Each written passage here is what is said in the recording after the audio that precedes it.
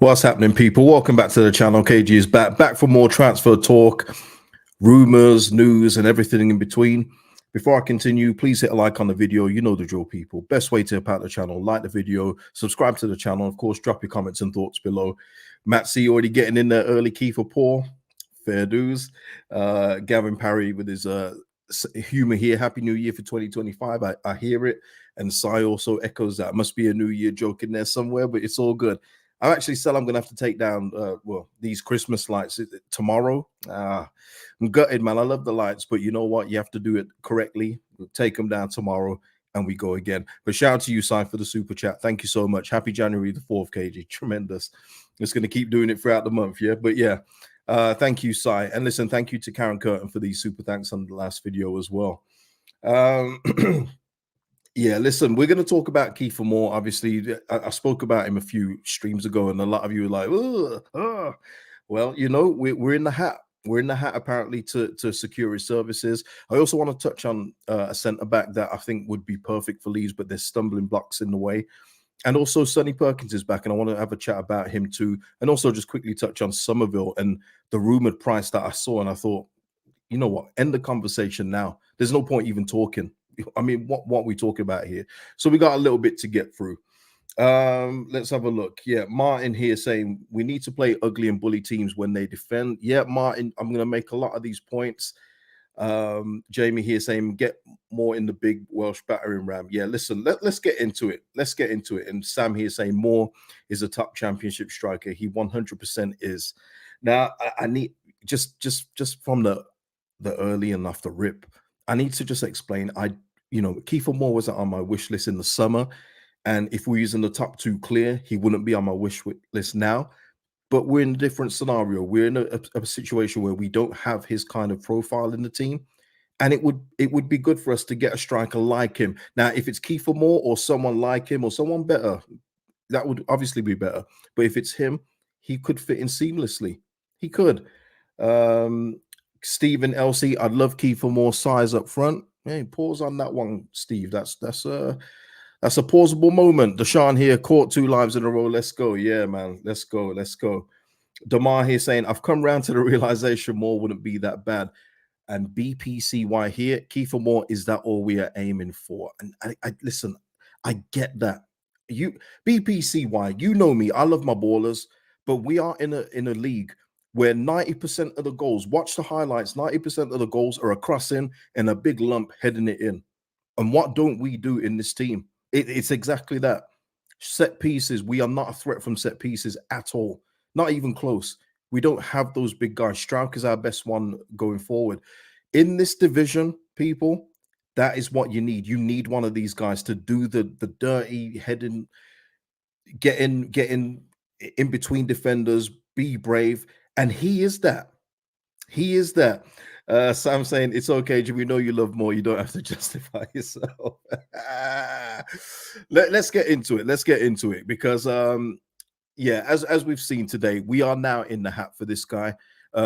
Cardiff City, as well as many other outlets. There is a report that I could read, but it's riddled with ads and it's all over the place. But I'll read it, the key bits from it. But basically, Cardiff City brace for 7-club Kieffer Moore transfer fight as Leeds United, Middlesbrough, and Sunderland join the race. And with that as well, here we are. Hold on, let me go to my next one. Let me just read a couple. Ipswich are also in the hunt as well. Any deal to sign Kieffer Moore this January will be dependent on Bournemouth signing a replacement forward. As we all know, Dominic Solanke is their man going forward, and quite frankly, he's killing it this season. So Kieffer Moore isn't getting a lot of opportunities under Iraola. Let's have a look. Ipswich Town, Leeds United, Birmingham City, West Brom, Sunderland all have their sights on the 31-year-old, as of course Cardiff, where he was before with a very successful spell. But it's up to Moore at this stage, isn't it? And it's obviously up to Bournemouth where they want to let him go. But it's up to Moore what he wants to do. Does he want to play regular first-team football, or does he want to be at a club where promotion could be on the cards? And I can see the advantages of him going elsewhere, in all fairness, especially with especially with other clubs that would probably play him week in, week out compared to here, where he'll probably be rotated a little bit. But if Leeds United could sell him on the fact to come in here and being a part of the team, he's obviously got the Welsh contingency here in Roden, Ampadu, Dan James. It's quite funny, isn't it, by the way? We was called the American team, Team USA last year at the start, before Weston McKennie came in. And all we had was Aronson and Adams. And of course, Jesse Marsh as the manager. But we've literally got at least 3 Dutch players where you got Struijk, Perot, and Summerville. And then if you want to throw in the goalkeeper, Van der Weyl, or whatever his name is, we've actually got more, but it just shows you how powerful USA is, that when you have a contingency of any of those guys, it holds more weight. It's crazy, isn't it? But let's have a look. BPCY saying, let me get your thoughts on this. BPCY is not having Kieffer Moore, and I understand. I'm like I say, I know what I'm talking about. I know what I'm talking about. He would be too slow to keep up with our fast wingers. What about Joseph? Yeah, Joseph isn't a Kieffer Moore type, and that's the thing. You need to have different profiles. You need to have different types, and we've seen that. Look at the games we've played. We've played 25 games this season. There's been times Dan James looks like he's wasting crosses, and it can look wasteful. But if we had a battering ram up front like Kieffer Moore, he gets on the end of a couple of those Dan James crosses. I'm not talking about the ones that end up at the corner flag. I mean, it's the one that just got a bit of height on them that no one's attacking, and he can give you that. We're talking about Mateo Joseph. I mean, he's only getting charity minutes as it is right now, so that kind of already tells you that Daniel Farke is like this with him. You know, he's like, I'll give you opportunities here and there, but I don't see you as an answer. Kieffer Moore comes in. I think he starts a fair few games. Deshaun saying not bad, but would be a very average sign in my opinion. It would be average, Deshaun, but we're in an average league. It's like somebody left a comment. It was our friend Chris Baldwin, bless him. But he said that we have an average team bar about 5 players. But I would counter that to Chris and say, well, this is an average league. So with those 5 players, we should be doing a lot better than we are, because we've got average players plus players that should be playing at a high level. But with this would be a loan as well. It wouldn't be a permanent deal. Bournemouth, I think they were looking for a permanent deal at the start of the year. They are more open now for a loan. And if it's a loan, for me, it's a no-brainer. It really is. When I think of what we are missing in this team, it's someone like, let me just say that, someone like Kieffer Moore. What is everyone saying, man? Gavin, Moore is a long ball game player. And as well with the long balls, just think about how it will stick to this guy and how he will battle. We're talking about how quick our wingers are. We haven't been transitioning too quickly, apart from the Birmingham game. But another thing with the Birmingham game, think about how good those goals were against Birmingham City. The nice intricate passing, Rutter, Firpo to Somerville, etc., etc. Guys, that is an anomaly in this league. We, Ipswich, Leicester, maybe Sunderland too. There's not many teams that play that kind of football in this league. It's lump it up, get the second ball, and just hammer it in the back of the net from 6 yards out. And that's the ugliness of the championship. Guys, you guys know me, man. I'm not trying to suggest Kieffer Moore any other year, but we are in a different situation right now. Deshaun saying, if it means we sell Bamford, I'm all for it. We're not selling him, Deshaun.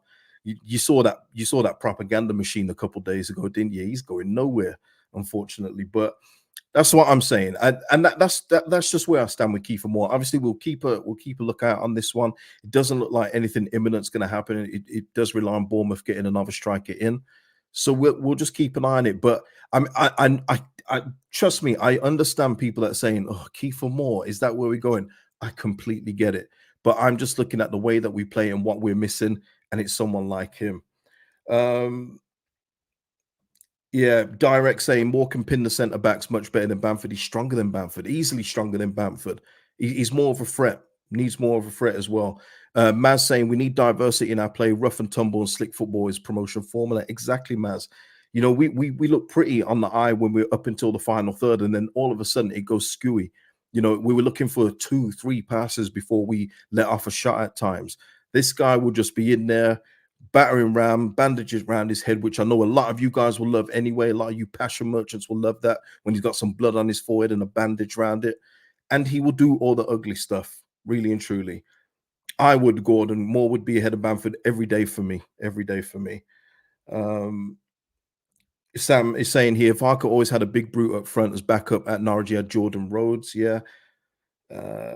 Jake here. It's the answer Victor Orton option. I like it. Pragmatic. And Richard here saying Moore could unlock plenty of opponents' defenses. It would be, honestly, it'd be, you see, when we go up against those 6'6" centre backs at Ellen Road and they're just clogging up the penalty box, he could counter that quite easily. Quite easily. But yeah, Jonesy here saying we need a Moore type, to be fair. We struggle with low blocks, so the odd goal from set pieces or from lumping it up would help. 100%, Jonesy. 100%. But of course, if you disagree or agree, whatever in between, put it in the comments and we'll revisit that. Something I just want to now we've ended the Kieffer Moore segment.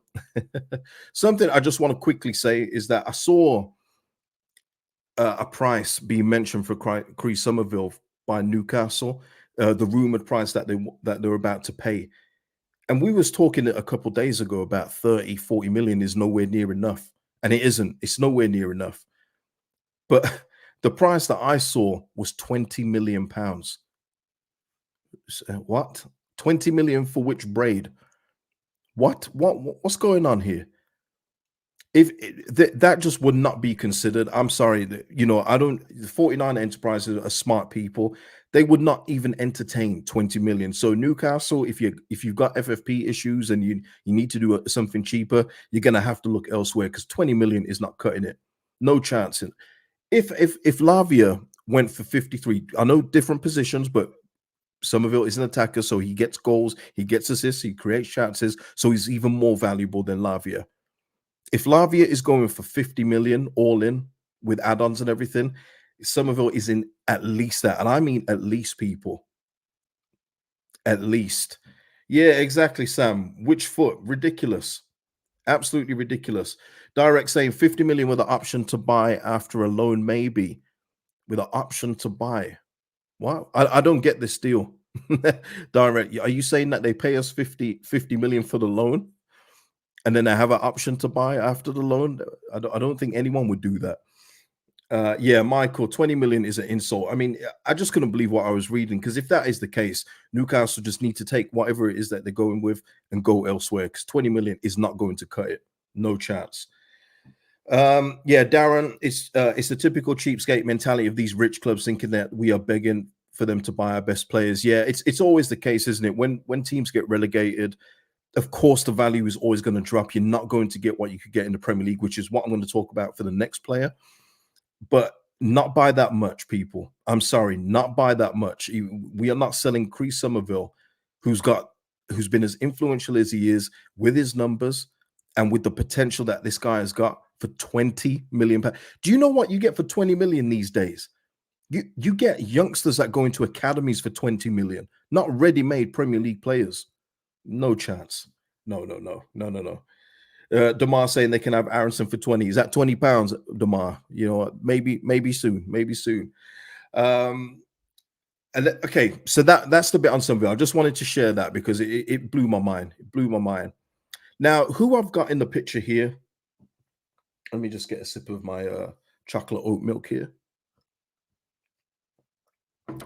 is Ronnie Edwards of Peterborough United. And if you're not familiar with Ronnie, I don't blame you. He plays in League One for Peterborough, but he's a big staple of the England under 19s, and he was a big part of their success. Ronnie Edwards, at one point when Peterborough were back in the Championship, was being touted at about 15 million pounds, and they didn't get that. But now they're in League One. Darren McAntony, who's one of the best chairmen around, he said, we're not expecting that. We're not even expecting 10. We're not even expecting 8. But it's about who's going to take a chance on him. Now, the thing that has put a stumbling block in is that Crystal Palace have started to make bids for him. So if Crystal Palace are in for him, then obviously there's no point us even talking about him. But on the off chance, like with Ivan Toney when he was at the same club, Peterborough, he was expected to go to the Premier League. Yeah, he was expected to go to the Premier League. It was a cheap deal. Anyone should have taken him. We should have done it. Sheffield United, Everton, whoever. But instead, the Championship club says, you know what? We'll put down the money. We'll take him. And now look at Ivan Toney. They're quoting 100 million for the guy now.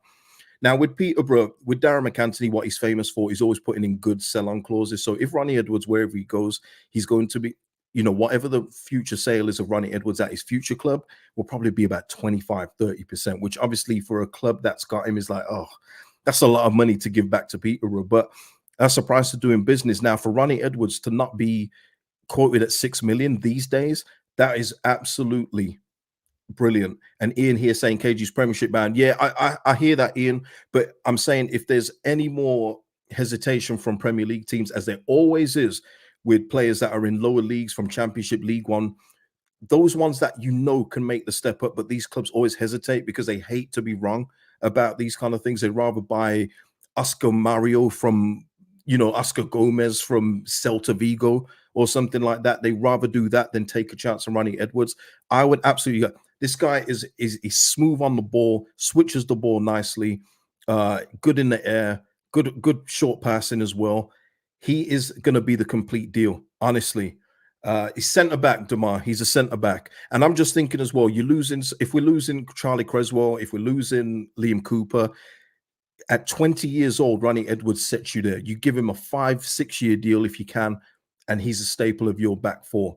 And he would break in because he's that good. He really is going to be that good. Remember, I told you about Ronnie Edwards because he's going to go to the top. Let me see. So yep, John B. Yeah, Ivan Toney, Brentford aren't playing around, man. They said, look, if you want him in January, you're gonna have to pay up to 100 million. Simple as that. And I get it. He's 27, prime years. Makes sense. Makes sense. Yeah, Maz here. Gerard Bowen. Look how he turned out. We missed that one. Yeah, I mean, I think we was handcuffed though, weren't we? We were trying to do that whole. Let's loan him, and then when we get promoted, we'll pay you some money whole. But they weren't interested in that, and fair play to him. But yeah, there's so many examples. Yes, there's examples of players that have failed when they've gone up, but I would also say that they rarely get a chance. It's like once they don't have a good game, the club just say, "Oh, it didn't work out. Let's loan them back to the Championship." It's the way it is. But I even look at us. We're going for what's his name, Njai from the Swedish club. You know, that's a rumored 3-4 million. Man, if we could jump in, and if there's still hesitation from those Premier League teams and go get Ronnie Edwards, I would do that. I would do that. Direct. Anyone need a volunteer to drive Kusa? So that's tremendous. Godfrey here. Don't we need to sell a couple of players before we buy? Godfrey, that's a great question because I was going to bring that up as well. Why are we not seeing any movement out? I mean, not even movement. Why are there not any solid rumors of players going out? Yes, Ailing Cooper, but I'm talking about more ones we can get a couple of million for. Maybe a Yelder, maybe a Gelhart. Who else? Creswell. I know Creswell's been rumored, but there's no solid rumor yet about where he's going to go.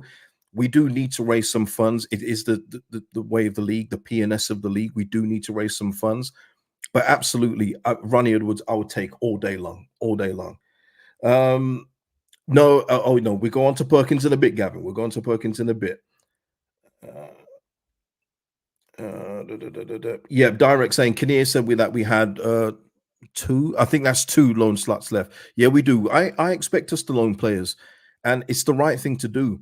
Unless it's a permanent for someone like Ronnie Edwards or or like a Josh Doig who you can count on going forward.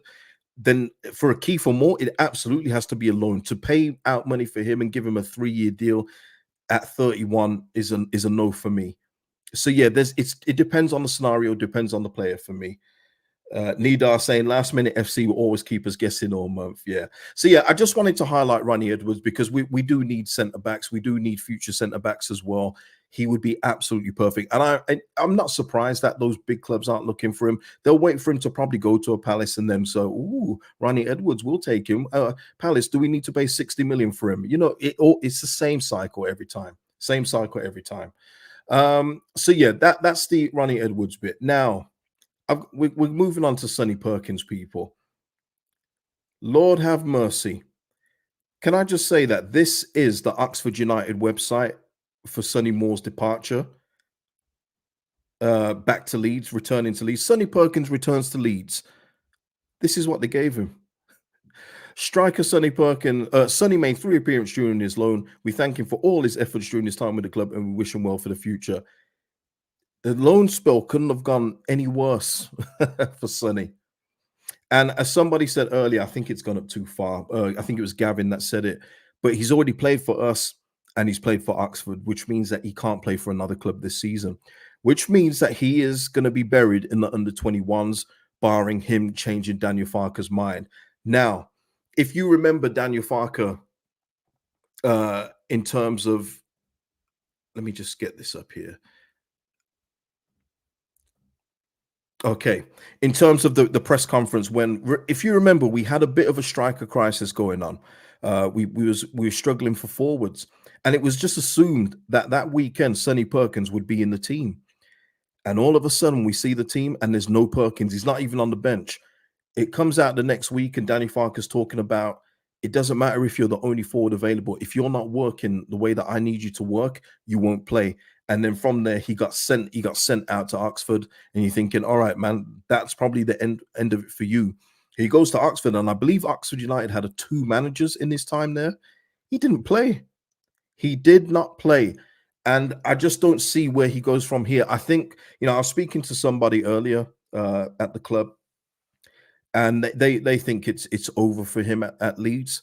They think he's probably going to have to go in the summer because as we've seen, you don't need any inside info here. Daniel Farker doesn't fancy him, so unless Sonny Perkins works his socks off to impress Daniel Farker, does unbelievably well in the under 21s and makes it known that he's gonna stay in the under 21s because at the moment he's got Bamford, he's got Peru, sorry. He's got Gelhardt currently still here, and of course Mateo Joseph in front of him. I just don't see where he goes from there, and it's just one of those things. People, what I will say is that if you're going to go to character issues with Sonny, it isn't that. It's not a bad attitude, as everyone always loves to throw at players. It's just one of those things where Sonny came in obviously from West Ham's academy.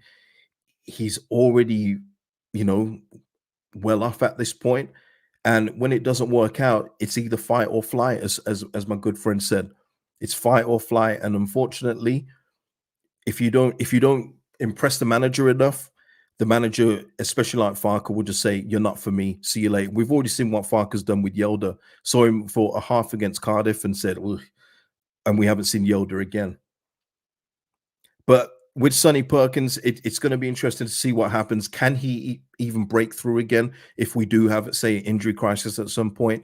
I find it hard to believe, especially I wish I could remember the game, people, but we literally had barely any forwards free, and it was just assumed he would be playing, and he didn't even make the bench. Chris saying Perkins might have it, however, he clearly can't be bothered. It's one of these things, Chris, where it's a mindset thing. It's a mindset thing. You can think that when you've got certain things that you've already made it. But if you're still always constantly thinking that there's another level for you to go, constant improvement, constant learning, then you'll always take the next step. Look at Archie Gray, for example. You know, he's not. I'm sure he's not as well off as Sonny Perkins is. Not yet anyway. But you can see the worth ethic there. It's always there. And there's just some players where it will go. So it's not like a bad attitude where he's just hunking up the place and thinking he's the big I am. It's just the drive. It's a mental drive. And sometimes that goes for some of these youngsters that are on loads and loads of money so early. And then they don't have the drive to do even better when they've already got the car and all of that kind of stuff.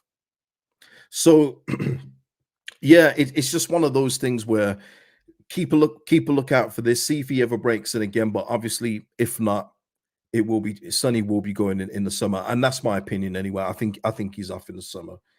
Um, so Jonesy saying sounds like it's in Perkins' hands. If he comes in, works hard, and does well, there is a chance. There's always a chance, Jonesy, but he's got a lot to prove. He's got a lot to prove.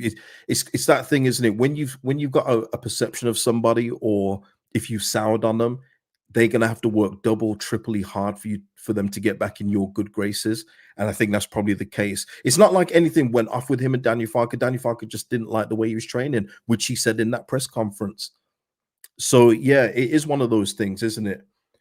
Arson here saying Aronson had the drive, 13 points for speed, and boom. Direct saying a few players go through that at Leeds United. Is that something our backroom staff need to look at? In my day job, it's the kind of issue we look at when people keep falling off development tracks. Yeah, I mean it's different, isn't it? I think we've all known it. Listen, when I worked in the office, there was always people where you looked at and thought, "How are you still employed?"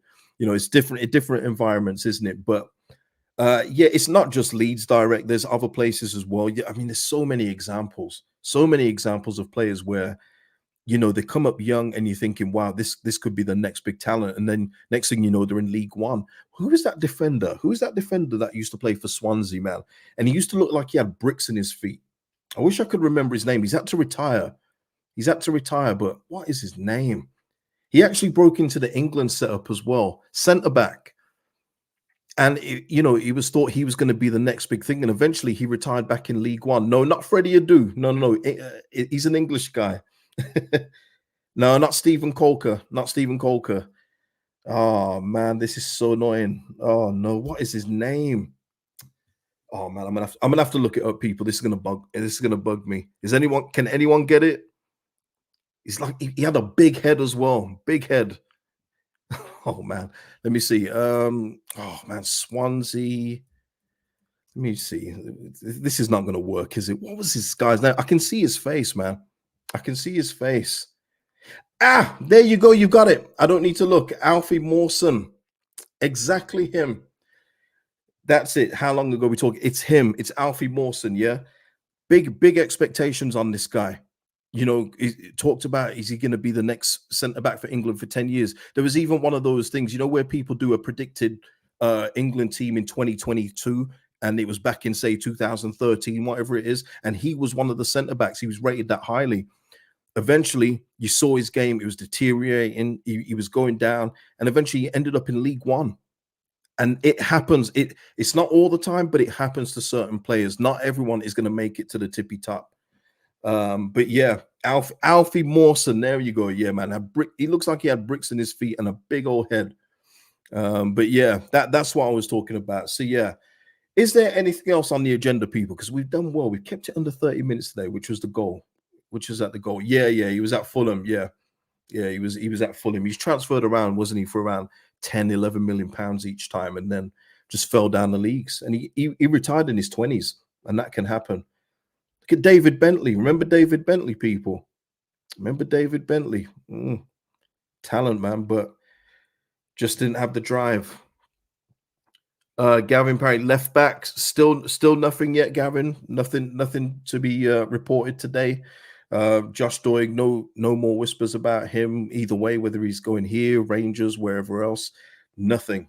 And that, we're on the 4th of January, man. I wish we did have something to talk about, concrete, but it is where we are in the transfer window right now. Nothing more on Ayling as we speak right now. Nothing more. Yeah, Streams of Dreams. Sorry, next Beckham, I guess David Bentley. Yeah, he was going not quite that level, but he kind of looked like him, didn't he? Used to try and play like him, but yeah, just went off the boil. And he was happy to be retired. Just happens, Lee Sharp. Well, remember Lee Sharp here? Yeah, I remember that. Yeah, John B. And we'll end that chat here in terms of to succeed at the very highest level isn't easy. Trust me on this. It's not easy, man. Of course it's not. Tyler Jones with a super chat. Thank you, Tyler. Leeds can hold that still. Oh, okay. All right. Tyler coming in hot here. I respect your logic. Like and subscribe. Tyler, who do you support, man? I don't think I've seen your name before. Should have sold us Rafinha. Who is that? I mean, is that Arsenal? Is that Man United, Chelsea? Could be Chelsea, right? Could be a Chelsea fan. After we agreed to deal with him and everything, and then Rafinha said, no, I don't want it. But yeah, listen, Tyler, thank you for the super chat, man. Thank you for the support. Love. Yeah, I'm thinking it's a Chelsea fan, maybe. Let's have a look. Yeah, Fergal here saying, did you see the Mail article? Leeds have 5 loans, 2 domestic, 3 international. Yeah, I've seen it. I expect loans to come in. Sam here, slightly off topic, but how much do you think Middlesbrough side aiming for? I don't think it's going to be much, Sam. It's not going to be anywhere near $1 million. It's probably going to be in the 100,000s, probably a nominal fee, simply because of his age and the fact that he's out of contract at the end of the season. But look, as I said with Ayling, it's time for him to go, and we got more than the 200,000 that we paid for him. We got more than that out of him. So yeah, whatever he goes for, I think it will be amicable because of the service he's given to Leeds. As much with Liam Cooper, if he is to go, I think they won't stand in their way too much because of the service both players have given to the club. But yeah, people, we're going to leave it there. Thank you for joining me today. Listen, there was over 300 of you in here, including the whichever fan that was. But thank you so much. If you want to leave your super thanks on the comments, please do. Really does go a long way to the channel. If you want to become a member of the channel, helps me as well. The link is in the description. Like the video, really is the best way to help the channel in terms of visibility. So please do that. Drop your comments, thoughts below on anything discussed today. And I'll see you in the next one, people. Peace out and enjoy the rest of your evening.